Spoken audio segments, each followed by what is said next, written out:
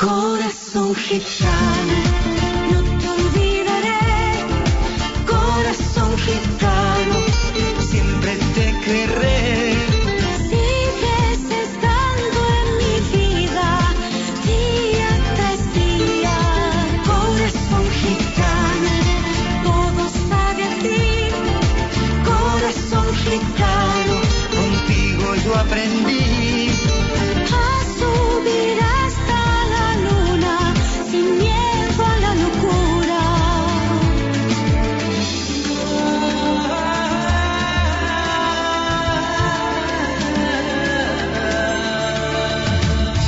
Un código secreto lleva tu amor y el mío. Levantarán la muralla entre los dos y seguiré contigo. me llevarán al último rincón y escribiré tu nombre en la pared. Corazón gitano, no te olvidaré. Corazón gitano, Siempre te querré. sigues estando en mi vida, día tras día. Corazón gitano, todo sabe a ti. Corazón gitano, Contigo yo aprendí a subir hasta la luna sin miedo a la locura.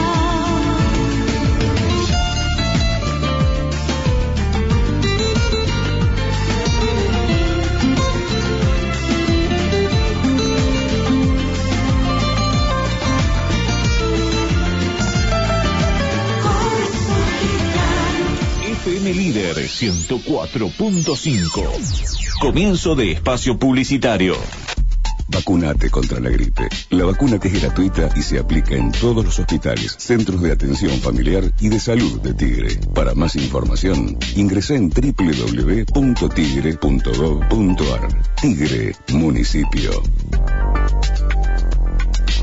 Marianela Núñez vuelve a San Martín para ofrecer una nueva gala solidaria de ballet para toda la familia. Vení a disfrutar de una de las mejores bailarinas clásicas del mundo en un espectáculo de alto nivel internacional. Te esperamos el sábado 18 de julio a las 19 en la Sociedad Alemana de Villa Ballester. Avenida Juan Manuel de Rosas y 9 de julio José León Suárez.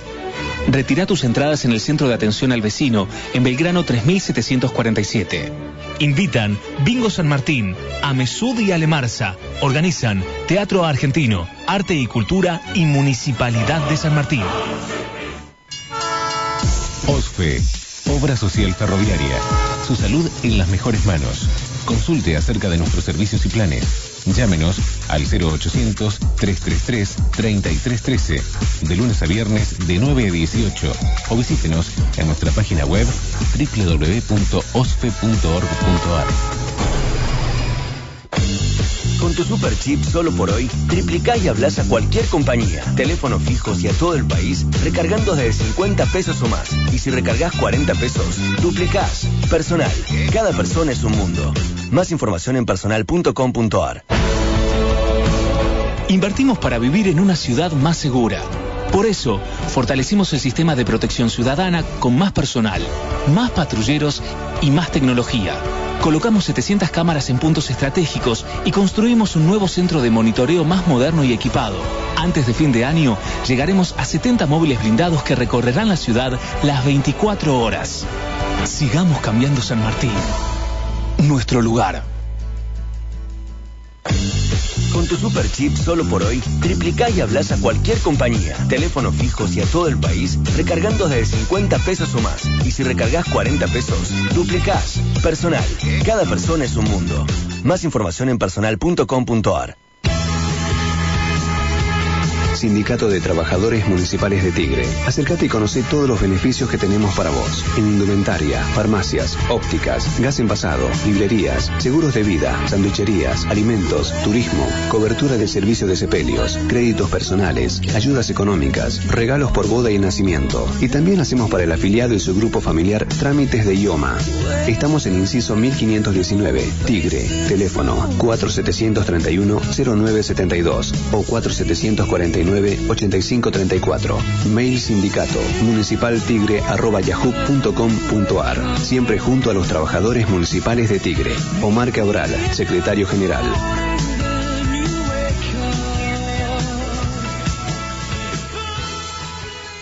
FM Líder 104.5. Fin de espacio publicitario.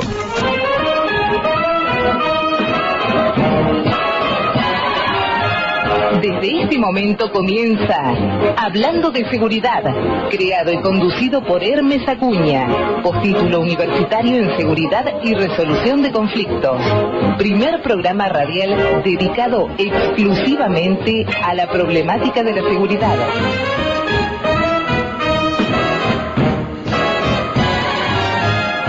Hola, buenas tardes, soy Hermes Acuña. 14 de julio de 2015, en el aire desde la ciudad de Villa Lynch, partido de San Martín, provincia de Buenos Aires, en el estudio Héroes de Malvinas, de FM Líder 104.5, hablando de seguridad.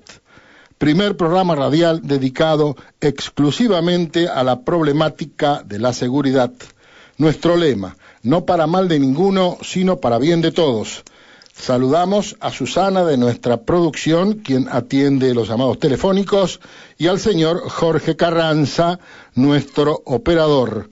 Nuestras vías de comunicación, 4753-5433, 4754-0507. Email, info@hablandodeseguridad@gmail.com.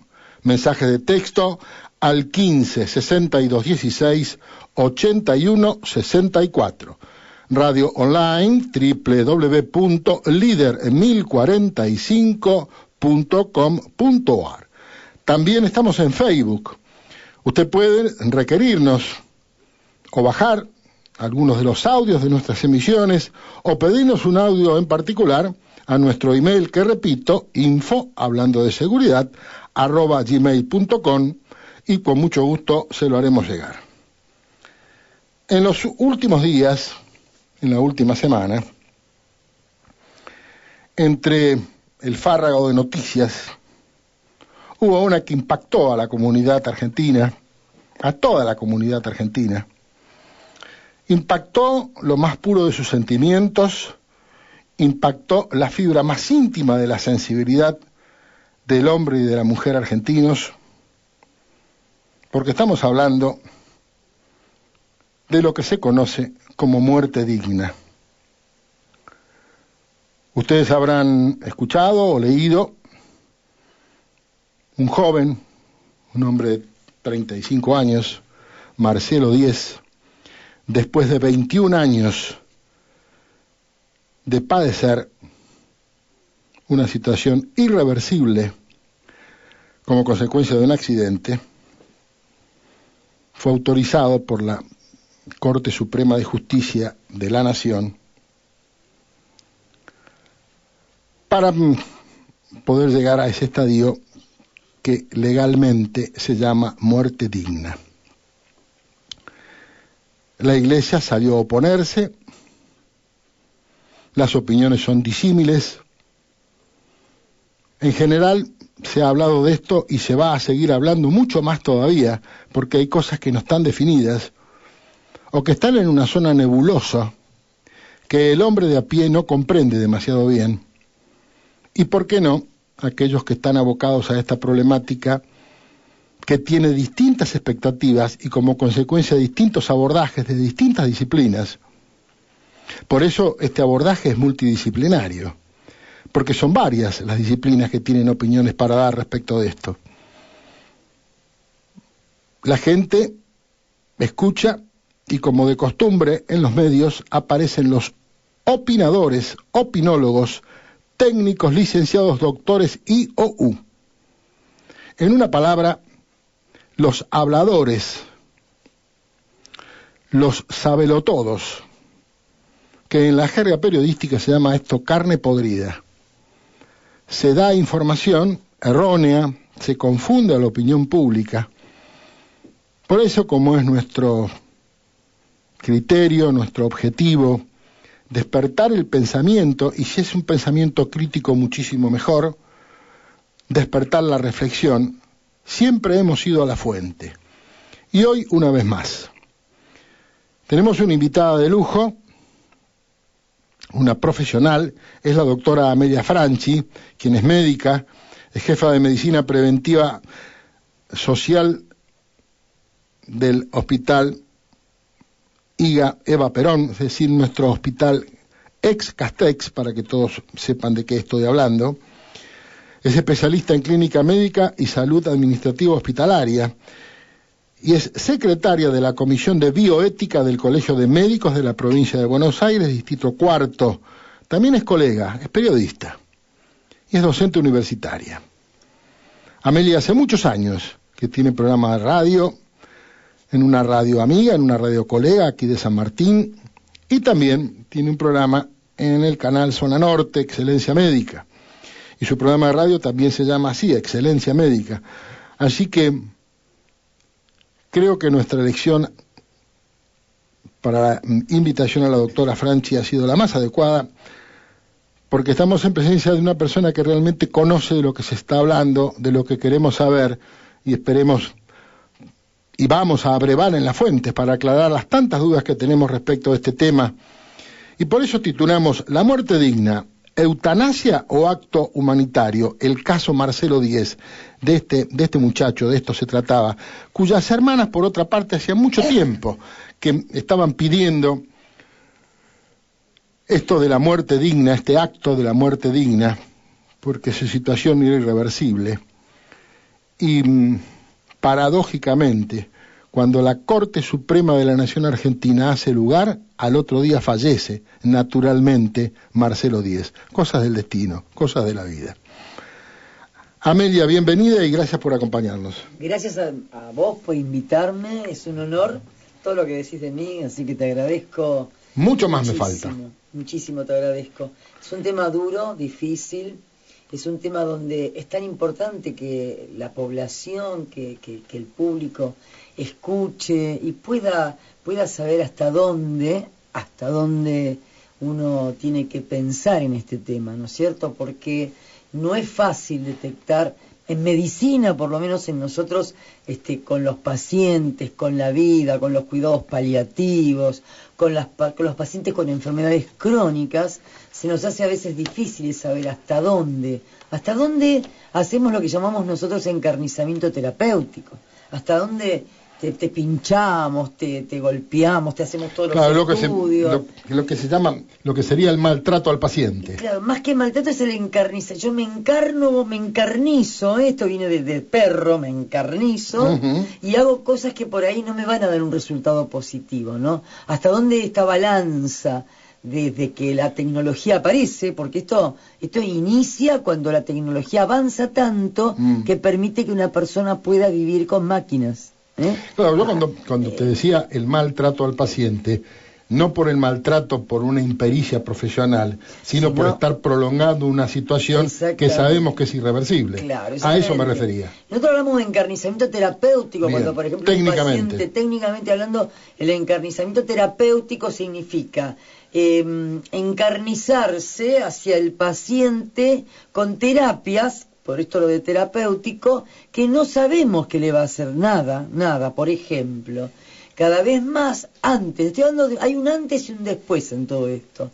Cuando un paciente con un cáncer, con una patología oncológica que siempre estaría en un estado, digamos, que no tenemos más otras cosas que hacer, que ingresa a cuidados paliativos, que no hay más drogas, que no hay más tratamientos, es lo que llamamos pacientes mal llamados, digamos, no terminales, un paciente que necesita de los cuidados paliativos, de las terapias, del buen cuidado de la calidad de vida, de la calidad de atención, del buen vivir, de la vida digna, digamos.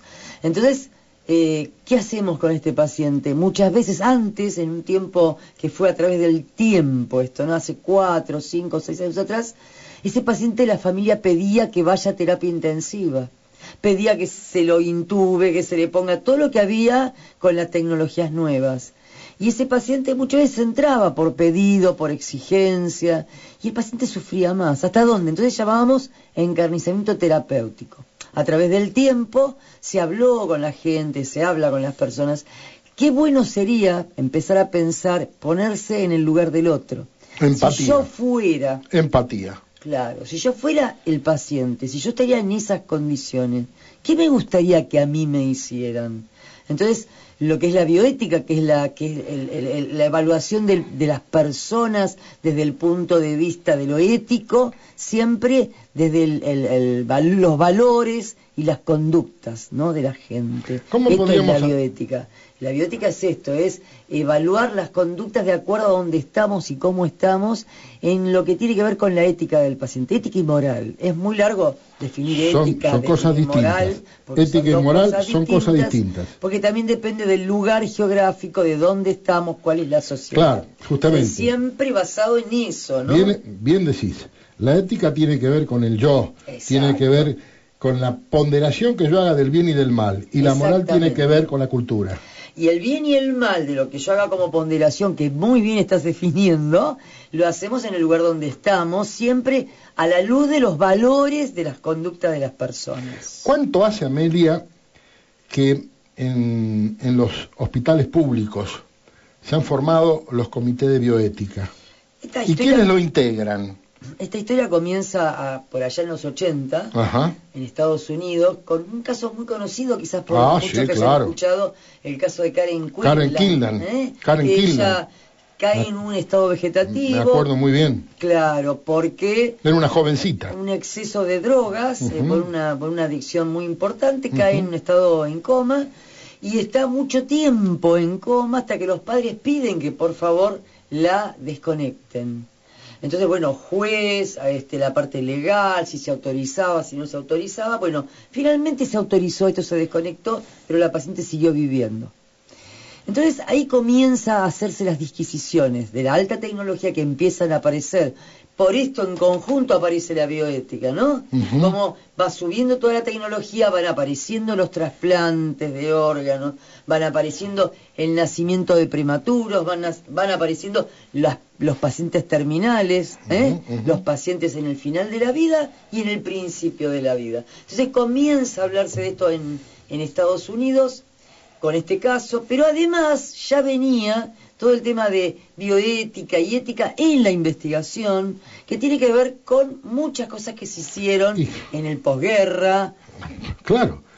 Y posteriormente, Amelia, te pido por favor me corrijas, con la inseminación in vitro... Con eso justamente, toda esta alta tecnología aparece con el nacer y con el morir. Vos fíjate que abarca... Las antípodas de la vida. Exactamente, vos fíjate que tenés al que pide fertilización asistida, o se hace fertilización in vitro, nace el bebé de probeta famoso en esa época. Empieza a haber una gama de cosas tan importantes que tenemos que evaluar a la luz de ciertas miradas, que no son solamente la del médico, como bien vos decías al principio, sino a la luz de un equipo interdisciplinario, de una multidisciplina que tiene que ver con distintas miradas. Yo como médica, vos como psicólogo, vos como persona de la comunidad. Cada una de esas miradas... Religiosos de todas las religiones, abogados, filósofos, claro. Todo tipo de... Sociólogos, antropólogos. Todas las profesiones y todas las personas. Docentes en educación. Es una interdisciplina, filósofos. También, el filósofo en este tema es tan importante. Así es. Todas estas personas hacen un equipo interdisciplinario que, juntando las miradas, tenemos una mirada mejor del tema, ¿no? Entonces, cuando empiezan a aparecer estas altas tecnologías, que bien dijiste que tiene que ver con la fertilización, sin pasar ya por el tema actual, que es el útero, en algunos países, útero alquilado para tener un bebé, como la subrogación de úteros, que se llama aquí en Argentina, que está autorizado ahora por el Código Civil, y que no está permitido cobrar, como en algunas otras partes que se llama alquiler de útero. Entonces vos fijate que estamos hablando de temas cada vez más complejos, pero esto no existía hace 10 años atrás, esto es de hace pocos años. Entonces, en aquella época empiezan, en esos años, a hablarse de lo que es bioética y lo que es la ética en bioética y en investigación. Entonces, ¿qué pasa?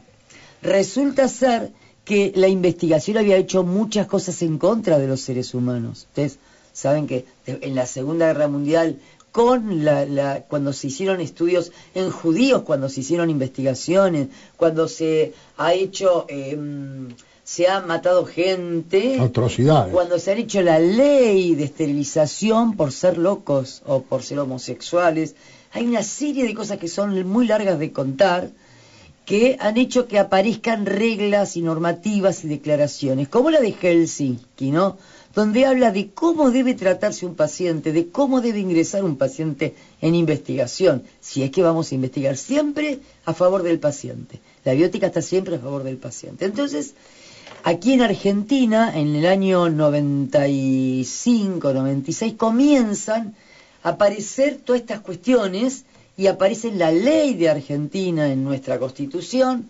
Hay una ley donde habla de que se deben realizar obligatoriamente comités hospitalarios en 1996 en todos los hospitales públicos, ¿sí? Y que deben ser realizados por personal, como comentamos recién, interdisciplinario, por un equipo interdisciplinario, y que deben tocar los temas de, y lo dice en la ley en este artículo, deben tocar los temas de fertilización, temas del nacimiento, tema del aborto, tema de la muerte, tema de los cuidados paliativos y todos aquellos temas que tengan que ver con investigación. En nuestra Argentina no había ley para la investigación. Estaba en pruebas desde el año 1990 la ley 11.044, que es de investigación. Y esta aparece en los hospitales, esta nueva disposición. ¿Cómo tenemos que hacer para hacer comités? Comenzamos a instruirnos, a hacer cursos y a comenzar a armar los primeros comités de bioética. Esos cursos, ¿quién los dictaba? Los empezaba a dictar. Si esto era una disciplina o esto nueva, de gente que ya iba para otros lados a aprender la disciplina. Iban a otros lugares al exterior. Nosotros, en mi hospital, iniciamos todos los cursos que hemos empezado a hacer, fue con Florencia Luna, que es una filósofa especializada y especialista en bioética, máster de bioética, y que es la hija de un historiador, Luna. De Félix Luna. De Félix Luna. Claro. Y ella ha entrado muchísimo en este tema y ha sido además presidenta a nivel nacional del Comité de Bioética a nivel mundial también. Entonces, con ella, con Diana Cohen, que era otra de las personas que fueron capacitadas. Diana Cohen Agrest. Agrest. Sí, la filósofa. La filósofa. Mataron un hijo de esta señora. Sí, y ha hecho un libro al respecto. Así es. Ellos están en Flaxo, sí, donde tienen todas el estudio básico, y además tenemos otros lugares como la UNESCO, tenemos lugares como Bioética y Derechos Humanos, Biosur, esto sería Biosur, y UNESCO está para hacer los cursos de todo este tipo de capacitaciones. Pero ¿qué sucede? Empezamos a armar los comités y los comités tienen 3 funciones dentro del comité. Una es la de ver ética en investigación para saber, para autorizar un trabajo de investigación debe pasar por un comité de ética. Por lo cual se crea una ley, es un largo de contarte, pero se crea la ley 11.044, se arma desde el Ministerio de Salud una comisión provincial que es la que evaluamos todo lo que tiene que ver en investigación y acreditamos comités de bioética y de ética en investigación. La segunda función es asistencial.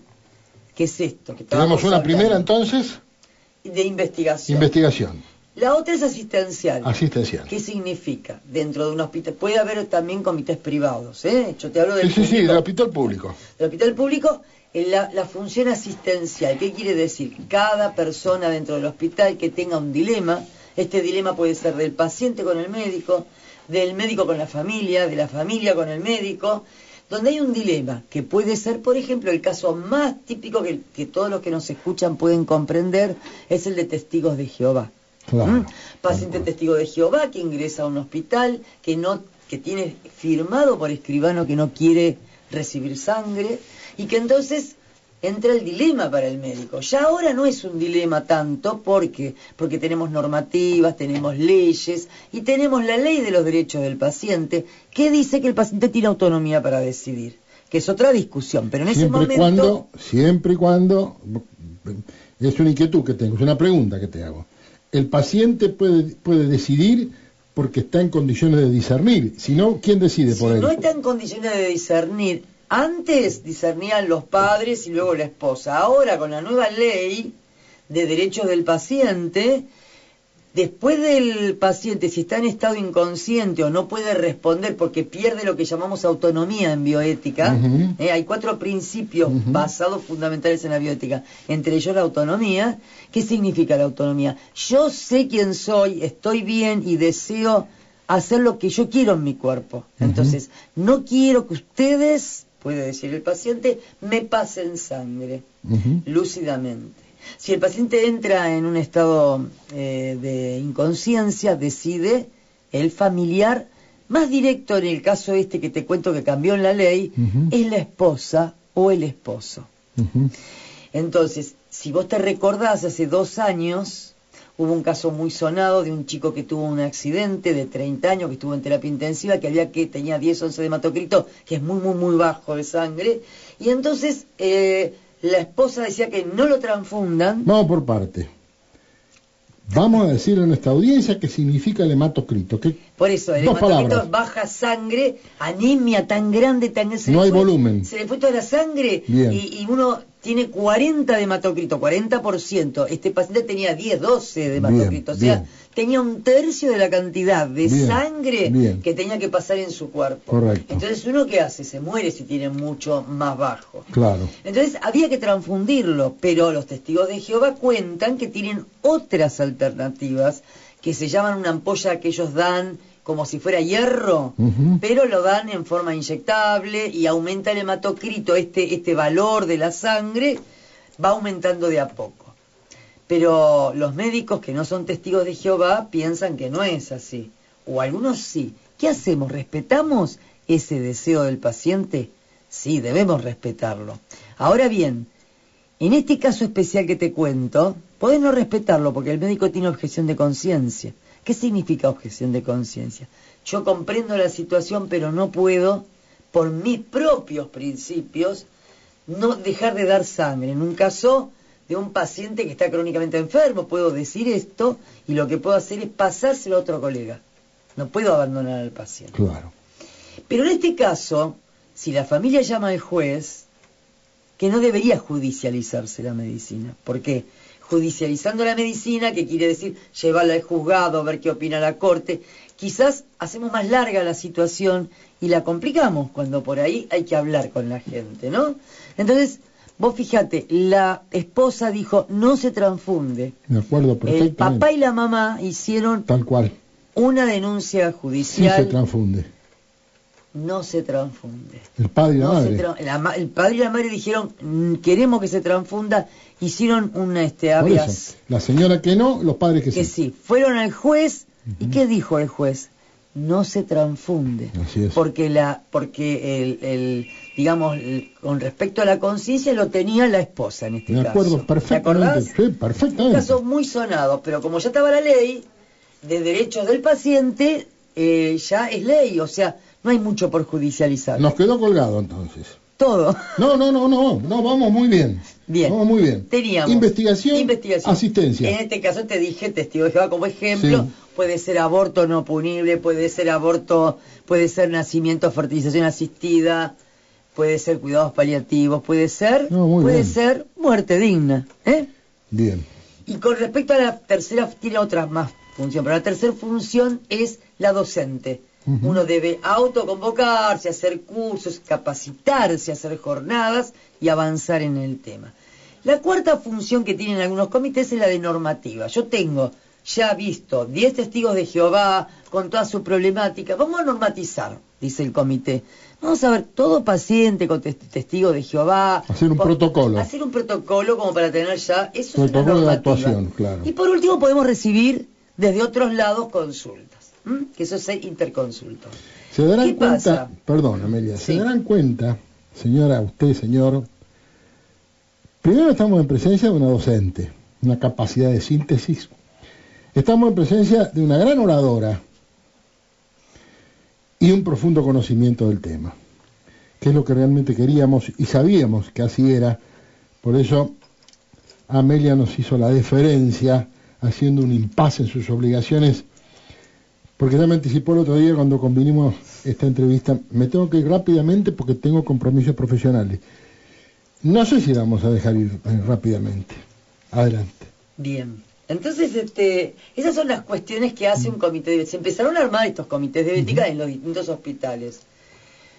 Y además se empezó a evaluar esta ley de investigación, porque había investigación, los laboratorios vienen y no laboratorios, la gente del hospital investiga, pero teníamos que tener una normativa, porque investigar es muy importante, pero es muy importante que el paciente no tenga riesgo, no sufra y esté bien informado.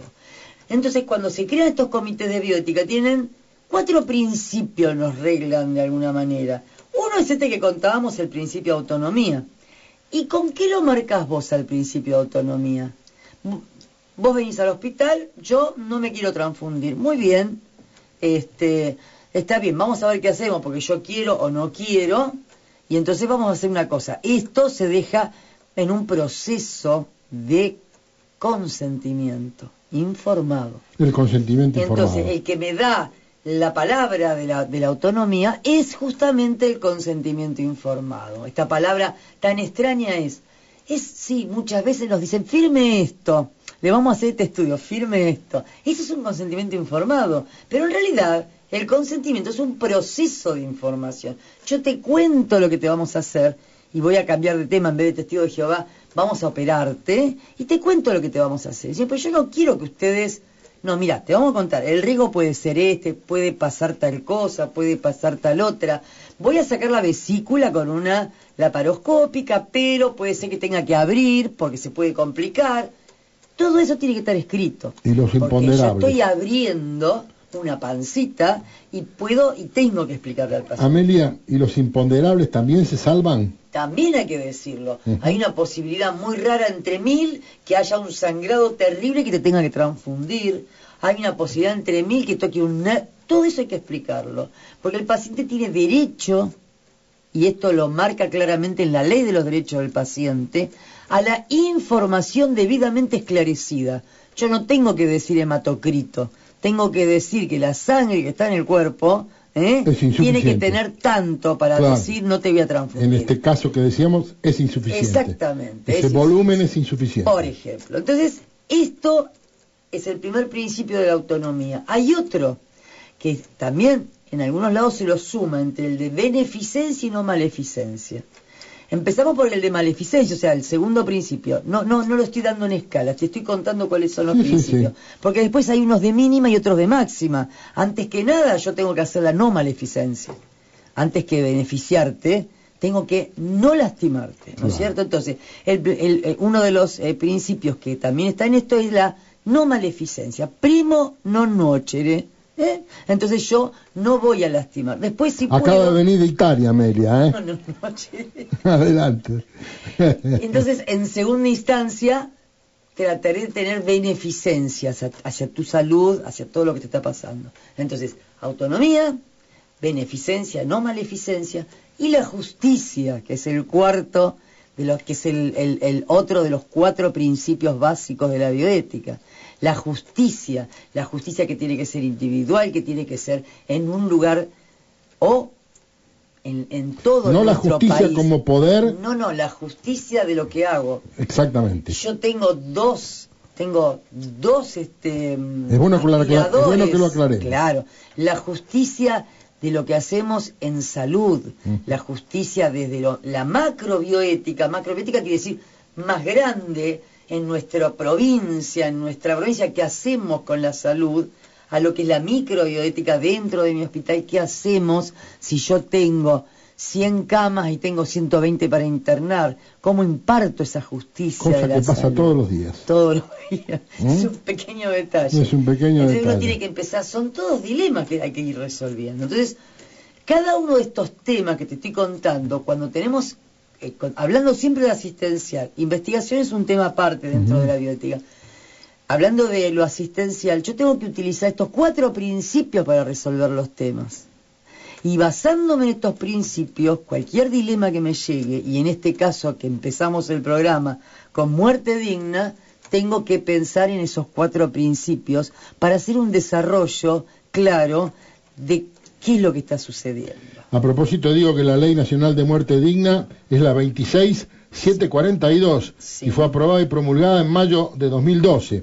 Bien. Y que admite en forma expresa la suspensión de hidratación y nutrición en pacientes en estados terminales irreversibles. La de los derechos del paciente es la 26.529 y vos sabés que la de muerte digna se ensambló exactamente, con los derechos del los paciente. Derechos del paciente, ¿no? Exactamente, sí. Es una consecuencia, una consecuencia tal vez. Claro, vos sabés que este tema que vos estás planteando específicamente y concretamente es el artículo que más discusión tuvo en la ley. Lo sé, por eso lo tratamos. Por eso lo trajimos hoy aquí. Claro, porque vos fijate... Este tema lo hablamos con alguien que vos conocés hace unos 3 o 4 años, con Carlos Burger. Sí, no lo conozco hace 20, porque con él empezamos lo sé, el no, pero yo digo en la radio. En la radio. En la radio yo lo convoqué hace 3 años. Claro, Carlos Burger es abogado, forma parte del Comité de Ética. Así es. Y además estamos en compañía en el Comité de Ética Central de la Provincia de Buenos Aires en Ética en Investigación con el doctor Burger. ¿Me das 2 minutos para ir a la primera pausa? Dale. Les voy a comentar una infidencia. Con Amelia hemos compartido, y otra gente, otros amigos, compartimos un taller de oratoria y decíamos que de vez en cuando había que tomar un poquito de agua. Así que tanto nuestra invitada, la doctora Amelia Franchi, como yo, vamos a tomar un poquito de agua mientras vamos a la primera tanda. Adelante, Jorge. Crónica y análisis, periódico online, periodismo independiente. Juan de Dios González, director. Email cia@cronicayanalysis.com.ar, www.cronicayanalysis.com.ar. Compresores Rosales, industria argentina. Fabricación y venta de compresores de aire a pistón. Nuevos y usados, repuestos y accesorios. Sin cargo, un equipo en préstamo mientras reparamos el suyo. Monteagudo 378, Villa Lynch, Buenos Aires, Argentina. 4752-6559. Email info@compresoresrosales.com.ar, www.compresoresrosales.com.ar. Foto Tomás, video digital, desde 1949, registrando tus momentos inolvidables. Estrada, esquina Santa Marta, Villa Maipú, San Martín, Buenos Aires, Argentina. Teléfono 4755-49. Restaurant Buffet, Círculo San Andrés. Pastas y comidas caseras, Congreso e Intendente Alvear, San Andrés. Mira si un abogado se va a ocupar de esa pavada. Hasta el más mínimo conflicto requiere una solución. Mejor, consulta a un abogado. Este es un mensaje del Colegio de Abogados de San Martín. Tus derechos, nuestro deber. Auspician este bloque Dream Tour de Hugo Oscar Benemérito, fundada el 8 de agosto de 1988. Seriedad, responsabilidad y eficacia satisfaciendo sus necesidades. Mitre 3632, San Martín, Buenos Aires, Argentina. 4713-3227 y 4713-7841.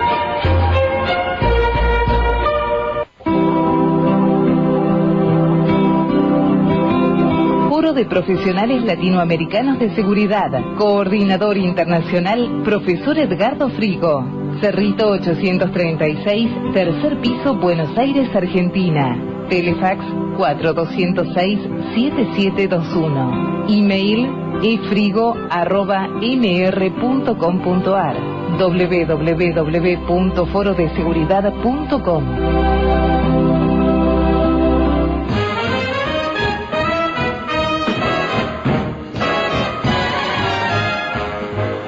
Seguimos con nuestra invitada, la doctora Amelia Franchi, entre otras cosas especialista en bioética y entre las cosas más importantes, una excelente persona. Y me comprende las generalidades de la ley, por eso digo esto. Así que ustedes sabrán entender que mi comentario puede estar teñido por la subjetividad. Pero realmente estamos escuchando lo que habitualmente no escucha el Lego, como quien les habla. Y por eso, como este tema de la muerte digna, del pedido para este muchacho, Marcelo Díez, tomó tanta trascendencia mediática, no podíamos dejar pasar la oportunidad de tratarlo y de esclarecer un poco a nuestra audiencia acerca de este tema. Amelia, estábamos entonces en las competencias del Comité de Bioética. Se estaba respondiendo a que todos los comités debían tener un comité. Lamentablemente hoy en día, debo decirte, que muy pocos hospitales tienen comité de bioética. ¿Ah, sí? Muy pocos hospitales, cada vez tenemos menos, es una cuestión de tiempos, es una actividad totalmente gratuita, entonces todo eso, la gente tiene mucho trabajo, es una complicación, a veces, cada vez se nos hace un poco más difícil que todos los hospitales tengan comités de bioética. Y vos estás como secretaria de la Comisión Provincial, así yo que tenés que ir a La Plata. Yo voy una vez por mes a La Plata, pero es la comisión, es el Comité de Ética Central creado a través de la Ley 11044 en el 2009, y el doctor Colia en ese momento crea este comité con la presencia de 10 personas de la provincia de Buenos Aires. Colia es ministro de Salud de la provincia. Exacto, Colia, que es ministro de Salud. Crea este comité para que empiece a ver los comités de ética en investigación y empezar a reglamentar todo lo que tiene que ver con la defensa de los pacientes en investigación. Bien. Entonces, bueno, eso desde el 2009 que compartimos con 8 compañeros más el Comité de Ética Central. Y se creó otro, que es el de bioética, que hace solo asistencial, hace 2 años, se creó también en el comité en el Ministerio de Salud, y está a cargo la presidenta de ese comité, es la licenciada Firmenich, que es filósofa y que hace muchos años que trabaja en La Matanza y tiene el comité de La Matanza. En el Distrito Sanitario Cuarto, que es muy amplio, sí, el del hospital, nuestro hospital, uno de los hospitales de San Martín, el Eva Perón, sí, ¿es el único que tiene comité de bioética? Cuando vos comentás que ellos tienen el colegio médico, hay una comisión en el colegio de médicos que es de bioética. Yo estoy a cargo de esa comisión. El colegio de médicos, ¿qué es el colegio de médicos? Es un lugar donde es el que hace toda la parte de capacitación de los médicos por regiones. Claro. Mi región, mi distrito cuarto, que es el Colegio Médico Distrito Cuarto, tiene 3 de febrero, San Martín, Vicente López, San Isidro, San Fernando y Tigre. Todos esos distritos están en mi colegio de médicos, y en el colegio de médicos actúan varias comisiones, entre ellas la mía. Hay 8 comisiones más, entre ellas están las de capacitación, la de la Escuela Superior de Enseñanza Médica, se dictan más de 100 cursos de posgrado en mi colegio, y además está el curso de bioética y de metodología para investigadores, que es donde yo estoy también. Metodología de investigación científica. Exactamente. Entonces, ¿qué sucede? Estos 5 que yo te digo, en este momento tenemos como comités de bioética hospitalarios. Hospital Eva Perón es Castex, en el Hospital Vicente López se cerró, en el Hospital Jusey está cerrado y el Cetrángolo tampoco lo tiene, en el partido de 3 de febrero el Hospital El Bocalandro tiene un comité de bioética, en el distrito de San Isidro el hospital solo que lo tiene es el Materno Infantil de San Isidro, en Tigre está en proceso de acreditación actualmente el de Tigre, San Fernando no tiene comité de ética. Es para que te des una idea que nuestro, que es muy grande, porque es el conurbano, tenemos muchos médicos, hay 40.000 médicos en nuestro distrito cuarto, que rige la matrícula de los médicos, y lo que tiene que ver con las faltas de éticas y demás, está todo en nuestro colegio. Entonces hay pocos en este momento, deberían estar en todos los hospitales, pero no lo hay. Bueno, entonces te comentaba que cuando aparecen estos temas, como es el de Marcelo Díez, uno debe empezar a remontarse qué es lo que pasó. Se ha pedido, cuando se hace la ley de muerte digna, Hay un artículo que habla, como bien vos acabás de nombrar, que se pueden sacar en estados terminales la hidratación y la alimentación. Este artículo específicamente fue el que trajo muchos conflictos, desde lo religioso, desde temas personales, porque pensaban que sacando el líquido y sacando la hidratación estaban dejando morir de hambre y de sed a una persona.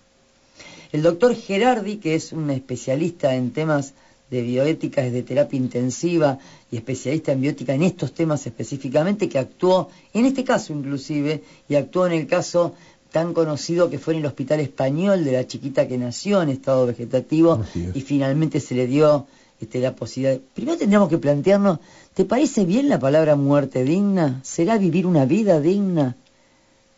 ¿Es digna la muerte? Yo creo que sí que es digna la muerte. O la vida es digna y llegamos también a una muerte. Exacto. También la vida es digna. Esto también a veces la gente pregunta, ¿por qué muerte digna? Vivir dignamente es para llegar a una muerte digna. Tal cual. Y vivir dignamente a veces tiene que ver... Eso es calidad de vida. Exactamente. En el caso específico de Marcelo Díez, donde la doctora Florencia Luna, que es la filósofa especializada en todo este tema, hace un cuento de todo esto, una historia, viendo cuáles son los pros y los contras. Y mucha gente habló del tema y planteó y opinó. Pero la historia de Marcelo Díez es que a los 20 años muere con 50. Tenía 30 años. Fue en octubre del 94, llevaba 20 años. Este paciente tiene un accidente. 21, sí. Tiene un accidente, tiene un traumatismo del cráneo muy importante, fractura de cadera, fractura de piernas, lo internan, se despierta. Neuquén estaba internado. Internado en Neuquén. Se despierta. Puede conectarse con sus hermanas, con su familia. Marcelo, de alguna manera... empieza a mirar revistas, le daban vuelta a la revista, tenía algún contacto con la gente, con sus hermanos. Hace una infección muy importante, hace un sangrado cerebral y queda en estado vegetativo. O sea, no fue de un principio. Él tiene un periodo donde estaba bien, hace toda una infección intrahospitalaria y termina teniendo un estado vegetativo confirmado por todos los médicos, terapistas, neurólogos. Todos los que lo asistían. Todos. Este paciente comienza a estar en un estado vegetativo donde está con sonda para alimentarse, con hidratación y con no contesta, no responde, no tiene movimiento muscular salvo de un brazo, que lo mueve como si fuera una convulsión, nada más. El resto no tenía movimiento alguno.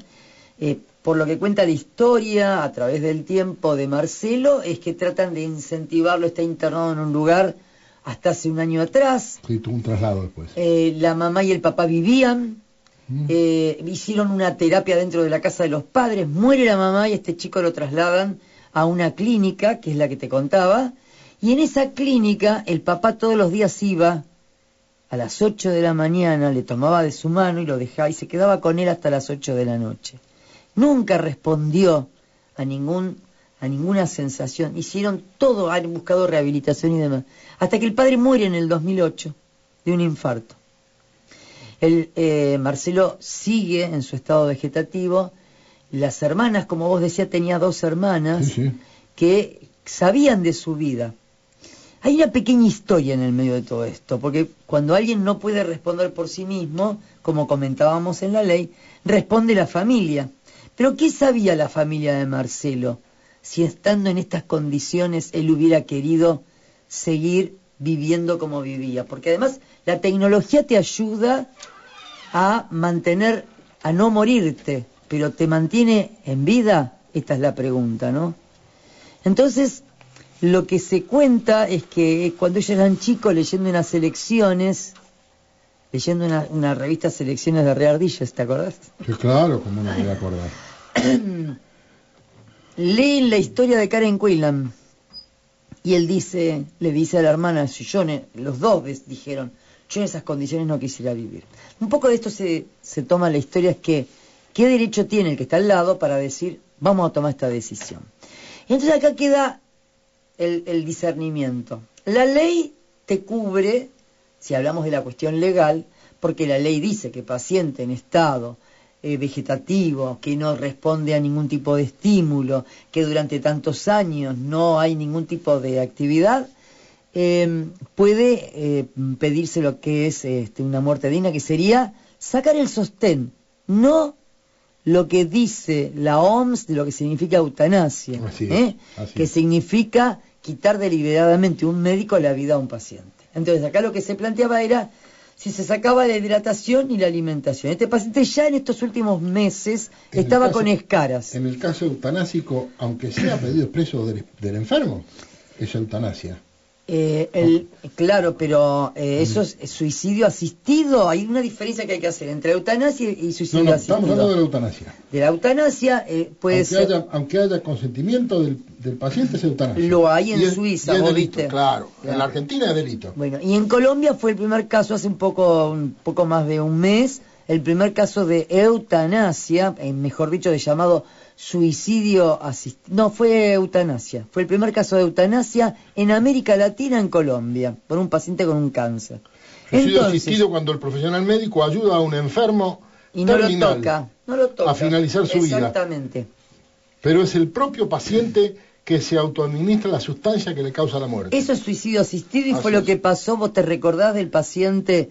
No lo tengo presente. De España. Ah, sí, pero claro. El paciente de España que no podía mover ni brazos ni piernas. Totalmente. Y eso fue un suicidio asistido por una amiga. Sí. Él tomó de una pajita se vio en YouTube, la medicación. Está en YouTube todavía. Y hay una película. Y hay una película. Eso fue suicidio asistido.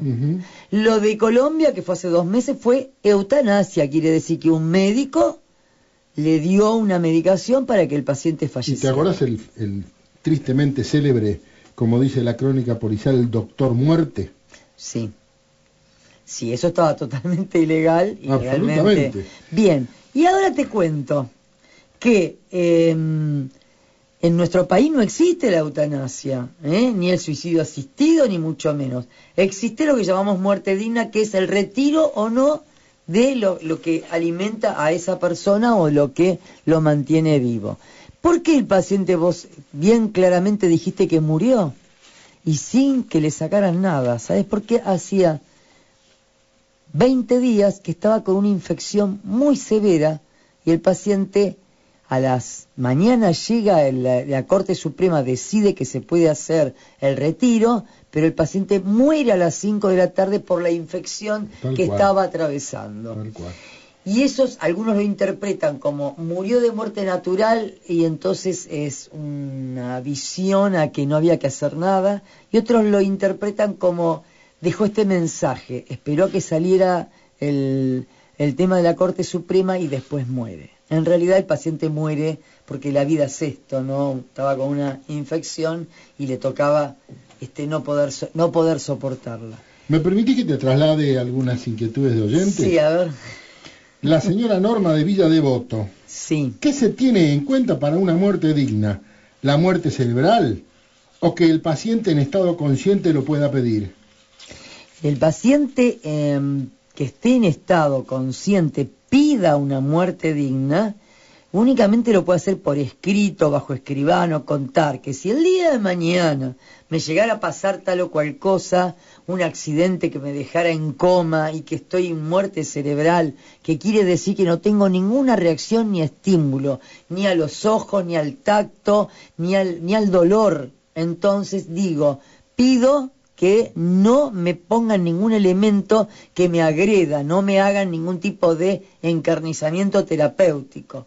Y si a mí me pasa algo y escribí eso, también lo puedo modificar a través del tiempo. Pero me pasa eso y lo tengo escrito, pero siempre es el familiar que está al lado el que va a terminar resolviendo y decidiendo. Que un paciente lúcido, o sea, que tenga autonomía como hablábamos antes, diga yo quiero una muerte digna, no estamos diciéndole, no puede decirlo porque está despierto, está hablando, tiene sus sentidos. En este momento estamos hablando de una persona que hace años no tiene ningún tipo de estímulo hacia el exterior, ¿no es cierto? Comentado no solo por los años, otra vez por todos los estudios que se le hicieron. Y acá el tema era la hidratación y la alimentación. Ahora bien, los terapistas informan claramente que cuando uno deja de dar la alimentación, el paciente no se muere de hambre porque no siente hambre, y no se muere de sed porque no siente sed. Interesante para la reflexión. El señor Daniel de San Martín: ¿qué pasa si en una intervención quirúrgica en un paciente testigo de Jehová se necesita sí o sí de una transfusión? ¿Qué se hace? ¿Cómo manejan los médicos estas cosas tan al límite con su ética? Antes se manejaba tapando la transfusión sin que se dieran cuenta, hace muchos años atrás. No, actualmente lo que se debe hacer es lo siguiente. A ver, si un paciente, hay dos diferencias. Un paciente que entra en agudo a un quirófano, desde la calle a la guardia, emergencia, va a quirófano, no tengo ningún papel, nadie dice nada, se hace lo que tengo que hacer defendiendo la vida. Si un paciente viene, en el caso que vos me estás contando, Daniel, un paciente que viene y plantea, yo soy testigo de Jehová, me tengo que operar del corazón, de lo que sea, y no quiero que se me transfunda, acá tengo el papel del escribano, que yo no quiero que se me transfunda sangre. Entonces tenemos dos opciones. Si yo estoy de acuerdo y le digo al paciente, muy bien, yo prometo ponerlo bien, compensarlo bien y entrarlo en quirófano, y si usted necesita sangre, yo no se la voy a dar.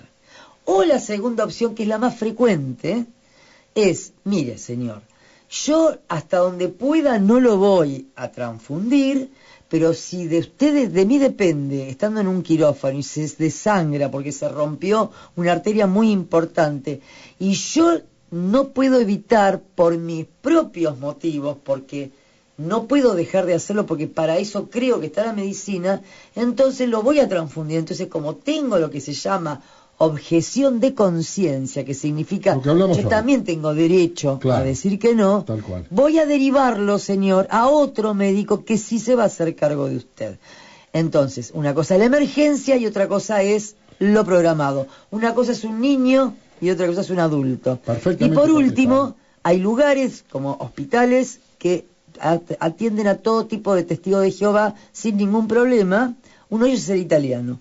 Y no hay una clínica específica para pacientes testigos de Jehová, pero sí hay un comité de enlace que uno llama y ellos traen todos los elementos, porque ellos tienen todo lo que se dice un aparato para hacer lo que llamamos hemodilución. Quiere decir, ¿qué dice el testigo de Jehová? No quiere que la sangre no puede tocar el aire, porque tiene sus convicciones. ¿Sabés cuál es la convicción del testigo de Jehová? Es que si vos le pasás sangre hoy en su vida, esta no es la vida. No va a tener vida después de la muerte, que es la verdadera vida. Entonces lo dejás sin vida. Esto es lo que ellos piensan, y uno lo respeta. Seguro. Pero bueno, es muy largo el tema, ¿no? Muy largo. Muy largo. Ya nos estamos quedando y yo me tengo que ir, ¿no es cierto? Ya. Por último, un mensaje de texto de la señora Norma, no dice de dónde. Excelente programa, felicita a la invitada por la claridad en la explicación. Nosotros también Muchas gracias, Norma. Nosotros también la felicitamos a Amelia. Y te voy a pedir en un minuto, Amelia, por favor, un redondeo, un remate de esta entrevista que realmente nos has enseñado tanto, hemos aprendido tantas cosas. Nos falta muchísimo, pero lo básico lo hemos comprendido, que es lo importante. Así que tenés un minuto para hacer tu remate. Bueno, a mí me gustaría decir que como los médicos, bueno, yo soy médica en este caso, ¿no?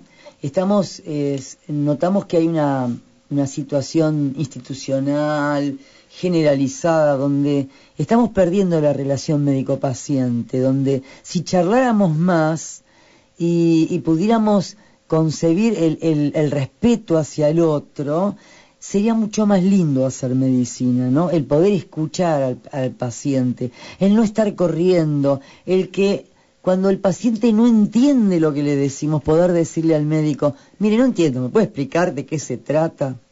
Que sería lindo que podamos, cuando pasan estos dilemas, que son muchos y todos los días, y no es solo testigo de Jehová, puede ser un aborto no punible, que está tan en este momento un tema tan delicado, un útero alquilado como en otros países, que tratemos de meternos en el papel del otro, ¿no? O sea, yo tengo que tratar de estar en el lado del paciente, ¿no? Ser yo, ¿qué haría yo en mi lugar? ¿Qué lo que decíamos al comienzo, empatía. La empatía, ¿no? Entonces, creo que tendríamos que tocarnos más, abrazarnos más, porque esto también es salud, ¿eh? Es acompañarnos en todo esto. Y cuando llegan estos temas tan duros, sentarnos y pensar en esa historia, en lo que le pasó a esa persona, para decir, ¿qué haría yo en ese lugar? Y yo creo que ahí podemos resolver un montón de cosas.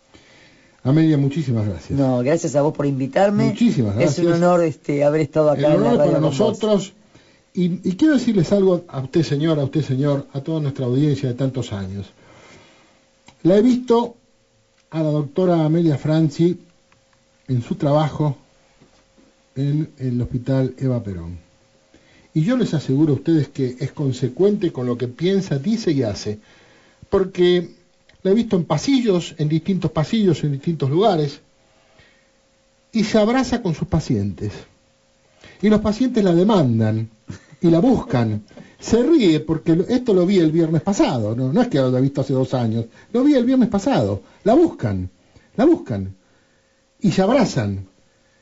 Ese diálogo que ella preconizaba recién, que ella pedía que se revitalizara, lo piensa, lo dice y lo hace, y eso es ser coherente. Y esta coherencia es lo que va marcando el derrotero de cada uno de nosotros como persona. Realmente este es un tema muy, muy delicado, es un tema muy sensible, hay muchas cosas en juego, hay sentimientos, hay tradiciones, hay conductas, y los ciudadanos de a pie, repito, como dije en el primer bloque, necesitamos información, necesitamos saber qué pasa con todo esto. Hoy clarificamos la muerte digna, hoy clarificamos el concepto de bioética, los comités de bioética. Estoy haciendo una síntesis de lo que hemos hablado en el programa. Esto es típicamente oratorio, siempre que hay que hacer una síntesis cuando se termina de tratar un tema como este, y que no lo puedo hacer desde luego brillantemente como lo ha hecho la doctora Franchi, que es una especialista en el tema. Y cuando Susana nos trajo recién los mensajes, nos decía de la claridad, y lo veía yo a Jorgito Carranza, que está ahí en la sala de operaciones. Y saben ustedes una cosa, cuando el operador está atentamente escuchando al invitado, es porque está haciendo un excelente programa. Y porque el invitado es eso, un excelente invitado. La semana que viene empiezan las vacaciones de invierno en la provincia de Buenos Aires y en la ciudad de Buenos Aires. Desde el 20 hasta el 31 de julio ya hay otras jurisdicciones que ya han comenzado, algunas del 6 al 17, como La Rioja, Mendoza, Neuquén, Salta y Tucumán, y el resto del 13 al 24, empezaron ayer, el resto de las provincias. Así es que para aquellos que pueden, felices vacaciones de invierno. Nosotros nos estamos reencontrando el próximo martes a las 4 de la tarde, si Dios así lo quiere y lo permite, en FM 104.5 Líder, hablando de seguridad. Pásenla lo mejor posible y nos reencontramos el próximo martes. Hasta entonces, y muchas gracias. No se deje tentar por mercaderías de marca baratas. Seguramente son falsas.